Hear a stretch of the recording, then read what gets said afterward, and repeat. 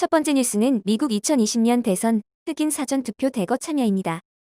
미국이 11월 3일 대선을 앞두고 흑인의 사전투표 참여가 크게 늘고 있다고 CNN 방송이 보도했습니다. 대선 2주 전인 지난 10월 20일 기준 조지아주에서 사전투표에 참여한 흑인은 60만 명으로 4년 전 대선 때 29만 명의 배를 넘었다고 합니다.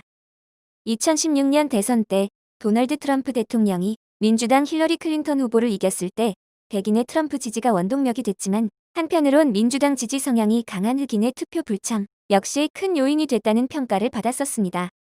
흑인은 민주당의 핵심 지지층으로 꼽힙니다. 올해 흑인의 투표 참여가 증가한 것은 트럼프 대통령 취임 이후 백인을 중시하는 정책을 편다는 인상을 주면서 백인 우월주의 집단이 활보하는 등 소수인종 사이에 소외감이 작용했다는 분석이 나옵니다. 특히 미네소타주의 흑인 남성 조지 플로이드를 비롯해 올 들어 공권력에 의한 흑인 사망 사건이 집중 조명을 받으면서 미전역의 인종차별 항의 시위로 번진 것도 흑인의 투표 참여를 촉진한 것으로 해석됩니다. 두 번째 뉴스는 멸종위기 장수거북 브라질 해변서 구조 열흘 만의 숨져입니다.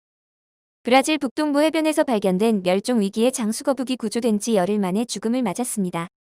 현지 시간 10월 26일 브라질 언론에 따르면 브라질 환경수자원연구소는 지난 15일 북동부 바이아주 남쪽 해변에서 큰 상처를 입은 채 발견된 장수거북이 열흘 만인 이날 오전에 죽었다고 밝혔습니다. 연구소는 장수거북을 살리기 위해 다양한 방법을 시도했으며 지난 24일부터는 바이아주의 주도인 사우바도르 외곽에 있는 시설로 옮겨 재활치료도 했으나 끝내 회복하지 못했다고 전했습니다. 연구소는 길이 2m, 무게 300kg을 넘는 이 거북이 암컷 성체였으며 발견 당시 몸통과 지느러미 등에 깊은 상처를 입은 상태였다고 말했습니다.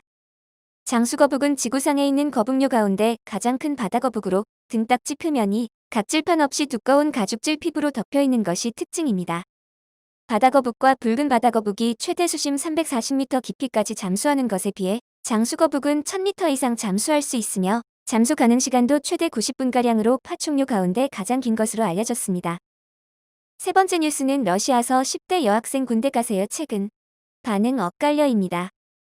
러시아의 한 지역에서 17살 여학생이 또래 젊은이들의 입영을 유도하기 위해 입영 통지서를 집마다 돌리는 봉사활동에 현지 언론의 관심을 받고 있습니다. 쿠르차토프의 병무 당국은 최근 안나 첼리코바라는 학생에게 감사장을 수여했습니다. 안나 첼리코바가 쿠르차토프에서 입영 통지서를 집마다 돌리며 또래 친구들의 입대를 적극 권장하고 나섰기 때문입니다. 그는 입대가 명예로운 의무라고 믿으며 군에서 복무하는 청년들을 존경한다고 강조했습니다. 러시아는 한국과 같은 징병제 국가로 18에서 27세의 러시아 남성들은 법적으로 1년간 군대에서 복무할 의무가 있습니다. 러시아 병무 당국은 이 시기에 징병 대상이 되는 남성들에게 임명 통지서를 전달합니다.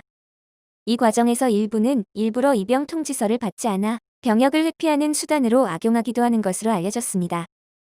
현지 병무 당국은 안나 첼리코바의 노력 덕분에 30명이 넘는 청년들이 정해진 시기에 신체 검사를 받았다고 전했습니다. 한 누리꾼은 옛 소비에트 연방 시절에 내가 복무할 때는 지금보다 힘들었다면서 현재 일부 러시아 젊은이들의 군 복무 회피 경향을 꼬집기도 했습니다. 하지만 일부는 그의 자원봉사 활동에 친척들에게나 임명 통지서를 전해라는 등 다소 비판적인 댓글도 달았습니다. 러시아 국방부는 최근 병역 내 가혹행위 등 군부대의 악습을 타파하기 위해 노력하고 있습니다. 마지막 뉴스는 미국 대만의 2조 규모 무기 판매 승인입니다.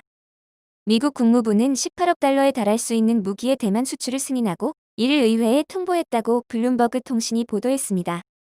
이번에 승인이 떨어진 무기는 로키드 마틴사의 트럭 기반 로켓 발사대인 고속기동포병 로켓 시스템 11기, 보잉사의 장거리 공대지 미사일인 슬래비알 135기, 콜린스 에어로스페이스사의 전투기용 외부 센서 3기 등이 있습니다. 의회는 이번 승인건에 대해 30일간 검토를 하고 거부권을 행사할 수 있습니다. 하지만 의회가 반대할 것 같지는 않다고 언론은 전했습니다. 대만에 대한 중국의 위협이 높아지는 가운데 도널드 트럼프 미국 행정부는 중국에 대한 압박을 강화하기 위해 대만으로 첨단 무기 수출을 추진해왔다고 전했습니다. 그러나 중국은 필요하다면 대만을 강제로라도 되찾아야 할 부속 영토로 간주하고 있습니다. 시청해주셔서 감사합니다.